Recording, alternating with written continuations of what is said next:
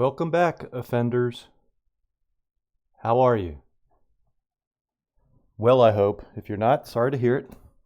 Remember, offenders.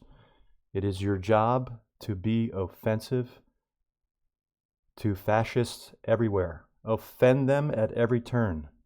Therefore, welcome back, offenders, even though I have nobody watching these videos. So this is in posterity to the universe. So I recently ran J.D. Vance has been in the news repeatedly lately, and I think J.D. Vance is a publicity hound every bit as much as Donald Trump is, so he doesn't mind whether the publicity is negative or positive. He just wants to get his face in the news, his name out there, so that his name becomes ubiquitous. Well, let's put it this way. His current name becomes ubiquitous. For those who don't know, probably most of you do, J.D. Vance is on his third name. His first last name was Bowman way back, and then it was Hamill, as you see here from this picture, and then it became Vance. And no doubt he'll change it again for the presidency if he ever wants to become presidency. I actually put up a poll here, like, what do we think his next last name will be? And I have one of the choices is Trump, another one is Kirk, another one is Franco, because, hey, Franco was an incredibly successful fascist, much more successful than Mussolini or Hitler. And then, of course, Reagan, the uber conservative Ronald Reagan. So what will his next last name be? Or you could choose your own. Anyway, I put this post up because this dude is one ugly son of a bitch, is he not? I mean, he is... I was going to say he's a dog, but it's wrong to insult dogs like that. I have a wonderful dog it's a husky Malamute mix, and it's a beautiful dog, blue eyes, just an absolutely beautiful dog. So dogs aren't necessarily ugly, but this guy is ugly. He's as ugly as Donald Trump. He is ugly. So I said here, how could this thing be VP of the United States, right? Then again, how could the thing referred to as Donald Trump be president of the United States? It's insanity. I ran across this woman, Watson, I think her last name is. She portrays herself as having a PhD and being a doctor. She's, all up in arms about the fat movement and how you should be proud to be fat. And, okay, I agree with her on this, that, fat should not be acceptable. That just, gorging yourself and being fat is not an acceptable lifestyle. It's not. I'm never going to be on board with that. I agree with you. But this woman is a right-winger, and she would never apply that to Donald Trump, for example. So I wrote her a comment in her comment section. I think she's already banned me because that's the way they are. They truly don't believe in free speech. But I said, okay, good. I'm with you. Fat is not an acceptable lifestyle. So therefore, I submit that Donald Trump should be impeached because he's an obese fat bastard. He is fat bastard. For all intents and purposes, he's obese. He should be precluded from being the president of the United States. As a matter of fact, I'm all for having a requirement. There's many requirements, in my opinion, that you need that should be in place for you to be president of the United States. One of them is, how about you be able to pass a dementia test? You should be able to pass all kinds of tests and requirements to be president of the United States. And one of them should be the BMI test. Your BMI has to be, body mass index has to be below a certain level for you to be president of the United States. And this would necessarily preclude then Donald Trump and J.D. Vance or J.D. Hamill James Hamill from being president. Right? Put your money where your mouth is, chick. Quit being a hypocrite. Do you think that it's just all lefties? Well, there's no lefties in the United States. You rightists, I don't even think you're rightists, actually. But you fascists think that that lefties are fat. Granted, some are, no doubt. There's plenty of quote unquote righties that are fat too. That's the American condition. And J.D. Vance is one of them. He's a chubby Teletubby, isn't he? Anyway, Yesterday was election day, and all the Dems, the libs, the progressives were out in arms saying, "Oh, we won big. We won big." Like, for example, they won in Virginia and they won in New Jersey with CIA candidates. I kid you not, CIA candidates. They think that's a win, that's a victory, that somebody who worked for the CIA, the CIA who tortured Iraqis at Abu Ghraib, amongst all the many other things they've done, a CIA that is fully on board with Donald Trump being president not once but twice, because otherwise they would have JFK'd him, right? But they haven't JFK'd him, so that means they're okay with it. So the CIA is good on this. They're good. They're squarely behind Donald Trump. They think it's good for America and great for American politics. Otherwise, they would have JFK'd him. And more unredacted files that come out related to that, we see that the CIA was steeped in that. It's a deep rabbit hole for sure. Many moving parts, but the CIA absolutely had its fingers involved in that in one way or another. That's CIA. They're good with Donald Trump. Otherwise, if he really posed a threat to America or to their interests, which are not necessarily aligned and one and the same, they would have JFK'd him long ago. So, and also CIA people who I guarantee you are fully behind Israel's genocide of the Palestinians. But the progressives are out there cheering this on, that, woo, some CIA people won the governorship in Virginia and New Jersey. And these are the same people that are supporting Graham Plattner, the murderer. The silver-spooned murderer, born with a silver spoon in his mouth, Graham Cracker Platinum, up there in Maine, who's a murderer. 3 tours in Iraq because he wanted to get his kill on. He went to go kill some towel heads, quote unquote. That's not me saying that. That's how our military saw them. Yeah, he went to get his kill on. He said Fallujah, which was a genocide, a massacre of innocent Iraqi civilians, and they knew it would be, but they did it anyway. He said it was a blast. It was an excellent time. Progressives like Kyle Kulinski and his wife Crystal Ball, Sam Cedar, and his staff. Across the board, these unprincipled grifters are fully behind a murderer, Graham Cracker Platinum. It boggles the mind. Like I said, there needs to be a revolution, but there would never be one. It's impossible for there to be a revolution in the United States. Therefore, our condition will only worsen. We cannot take the necessary steps to rid ourselves of the cancer. And therefore, the cancer will entirely consume us until we are no more. And because America is so prodigious, it's like a vampire squid with its tentacles everywhere. So goes America, so goes the world at this point. It's kind of like what they used to say about GM. So goes GM, so goes America. So anyway, election day yesterday got me to thinking, how will this all play out in the midterms? How will it all play out in the presidential campaign and election in 2028? And it made me think once again of January 6th and Trump's actions and behavior on January 6th when he collaborated with the rioters, the insurrection, when he collaborated treasonously with the insurrection. It's all there for everybody to see. He should be in jail right now. In fact, in times of yore, back when America was great, apparently, he may have been executed by now. He may have gotten the death penalty for treason. Back when America was great, because he wants to make America great again. Well, let's harken back to America's past. That's what you do to treasonous traitors. You hang them, right? But instead, he wanted to hang Mike Pence. Yeah, he wanted to hang Mike Pence. And so this gets me to my title. Will Donald Trump make Usha a widow? We know that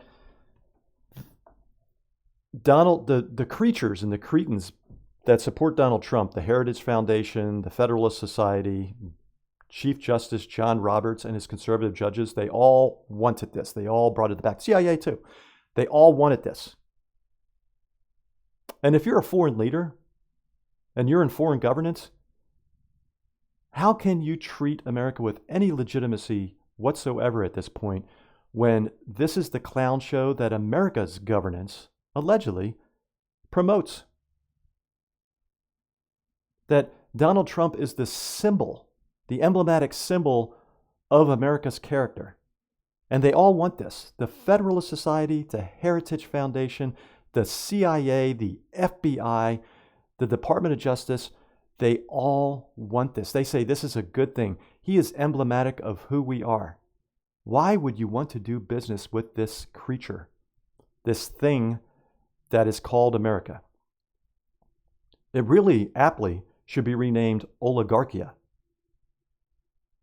versus America, because that's what it is. It's oligarchia. And yet you treat it, you platform it, you pretend it's legitimate.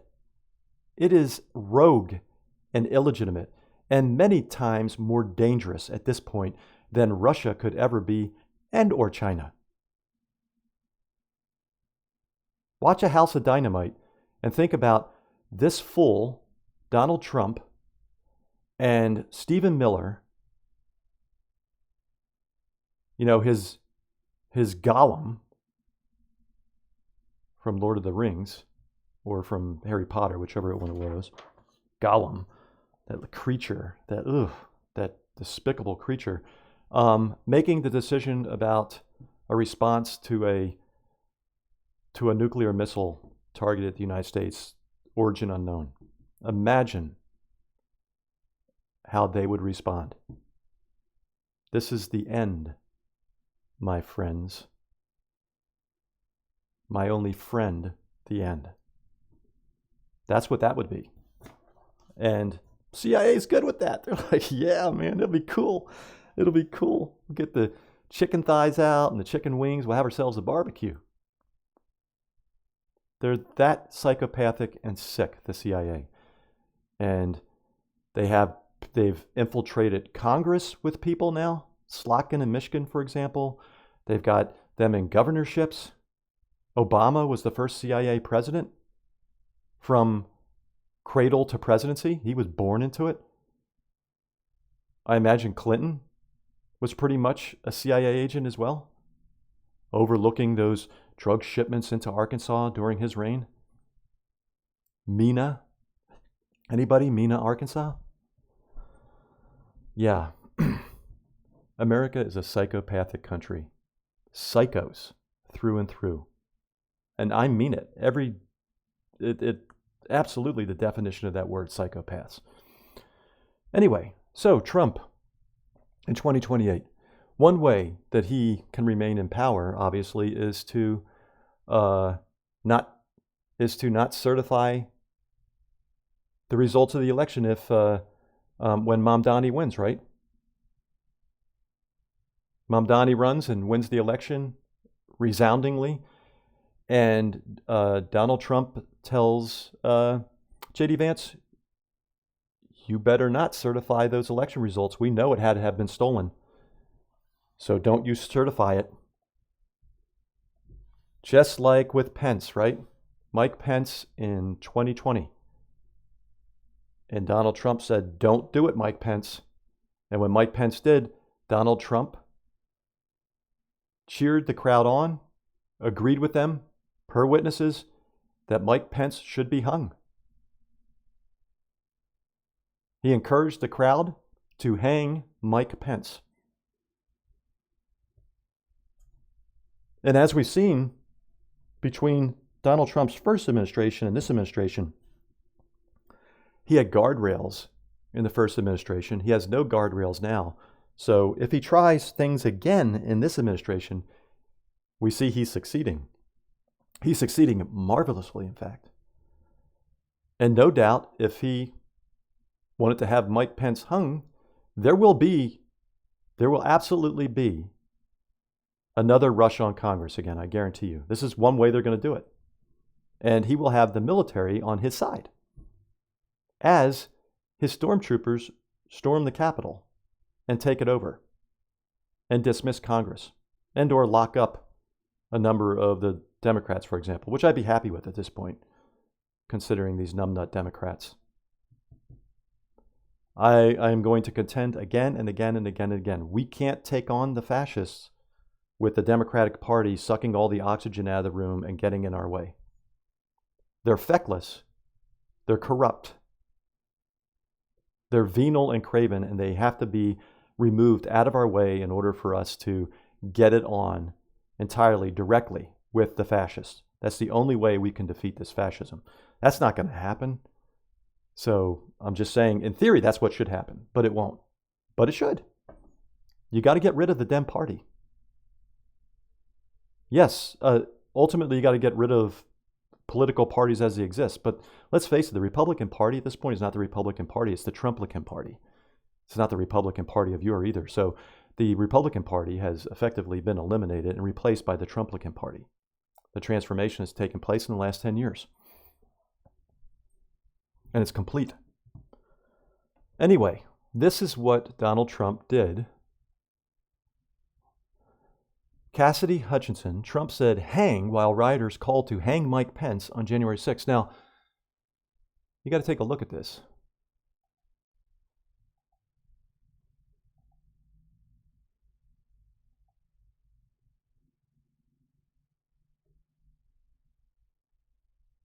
Well, you see on my thumbnail, they actually constructed a gallows outside the Capitol on January 6th. They actually constructed a gallows, a real gallows. And it looks like a real gallows. For all intents and purposes, it is. Imagine that. I mean, imagine if, like, quote unquote, Antifa, Antifa, as if that exists, as if that's really a thing, if they had done that outside Congress and Trump was president and you have the Congress you have now, Republican-controlled Congress, what do you think the result of that would have been? And yet, Joe Biden and Merrick Garland didn't prosecute Donald Trump. What do you think the result of that would have been? Anyway, so Cassidy Hutchinson, Trump said hang while rioters called to hang Mike Pence on January 6th. Former Trump White House aide Cassidy Hutchinson claims, without providing further evidence, that former President Donald Trump said the word hang as he was watching rioters chant hang Mike Pence as the January 6th Capitol insurrection unfolded on a TV in the dining room off the Oval Office, according to an excerpt from Hutchinson's new book, read out by MSNBC's Rachel Maddow. I take a few steps back as Mark takes my place in the doorway and strain to listen to both conversations, Hutchinson wrote. The TV in the Oval dining room is blaring, and the president is yelling, "What's he saying?" Is yelling. What's he saying? I can't make it out. I hear him say hang repeatedly, hang. What's that about? Mark hands his phone back to me, the cue for me to return to my desk. Last year, Hutchinson testified before the House January 6th committee that she overheard then White House counsel Pat Cipollone and then White House Chief of Staff Mark Meadows recounting Trump's reaction when told rioters were chanting hang Mike Pence, that he responded, he deserves it. Trump has denied saying Pence deserved to be hanged, calling Hutchinson a liar, which he calls everybody a liar, right? Now, remember, she's in front of Congress. If she's lying here, she's perjured herself. Meadows has not publicly commented. He did, and how about that? He didn't publicly comment. Why didn't he get in front of the committee and say she's lying? Because he might have perjured himself? He previously defended the rioters who chanted for Pence to be hanged. How about that? Were you worried about him during the siege? Were you worried about his safety? ABC Chief Washington correspondent Jonathan Karl asked Trump in March. And Trump said, no, I thought he was well protected and I had heard he was in good shape. As if being in good shape would preclude you from getting hanged by a mob, right? Well, he's in good shape. He could take on 50 guys, right? 50 armed guys. Remember, they were armed. So he could take on 50 armed guys when they were going to hang him because he's in good shape. This is what a sick, sadistic, evil psychopath this guy is. He's saying that that's what a psychopath would say. He's taunting people. He's joking about it. He thinks it's all a joke. No, because I had heard he was in very good shape, but I think Trump responded, Because you heard those chants. That was terrible. I mean, you know those, Carl said, to which Trump replied, he could have, well, the people were very angry. So Trump said the people were very angry, so they had a right to hang him and call for his hanging. In her new book, Enough, Hutchinson also reportedly made additional claims about the alleged chaotic nature of the final days of the Trump presidency, including Meadows regularly burning documents in the fireplace of his office. Oh, imagine that. So what has me thinking we could see potentially a permutation of a repeat of January 6th come 2028. That's one way it could play out again. Seriously, it's one way it could play out. I'm not saying it will, but it's a possibility. It's plausible. It's plausible and probable. What got me thinking about this was this. I watched about half this video this morning because it's repetitive, so I only watched half of it. But you can see here, they're plotting, Donald, inside Trump's head, truth about JD and Usha Vance's marriage. And so the two individuals, I think it's Michael Wolff is one of them, and then the other one was the host of the show.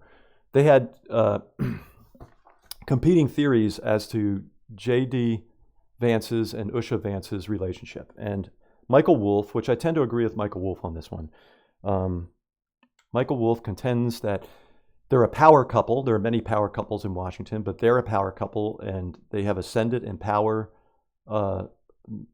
meteorically to one step away from the presidency. And he claims that Usha is every bit as much a part of this collaboration as is J.D. Vance, that she's just not being led along and being the dutiful wife. And I tend to agree with him because if you think about this chick, she clerked for Kavanaugh and for John Roberts. So even though her parents are Democrats, she is a full-fledged conservative. And come on, let's face it, folks. She didn't marry J.D. Vance for his looks. She's somewhat of an attractive woman. And what kind of attractive woman would not only marry this ugly thing, this creature, but also bear his children? The only thing I can think is she's power hungry, and she realized that he was a path to power and glory for herself. Her parents must be so proud. I'm going to tell you one thing. This is why I am on board with substantial immigration reform. I overlap with those on the right in this regard. Now, we're going to differ on the manner in which we accomplish that. But when I say immigration reform, I mean top to bottom. And I'm going to start with some of the people that aren't being mentioned where immigration should be prevented. People from all the Asian countries. We need to filter that completely or shut it down altogether. The chain immigration that is epidemic right now, need to stop it completely. Chain immigration from all the Asian countries, be it Korea, China, Japan, be it from India. So she's a product of chain immigration from India, and she's a fascist. We don't need any more fascists in this country, do we? We don't need any more fascist fodder immigrating to this country. So I'm all for putting an end to chain immigration from India and any Asian country, from any country, period. Chain immigration needs to end. And I'm going to go after that first, not last. The people that ICE and the Trump administration are targeting, they're hardworking people. They come here and they work their asses off. These people, the chain immigrants from India, they come here and they take advantage of the system. They come from a system where you have to be clever and crooked to get around their corrupt government. So you have to be clever and crooked too. And they come here and they use that wiliness to take advantage of our system as well. They're fascist fodder. They're only interested in getting ahead. Most of them. Not all of them. There are exceptions to every rule, but that's the rule, I assure you. And I'm all for putting an end to that once and for all. And she proves the point. Usha. Give me a break. By golly, she's as American as apple pie, is she not?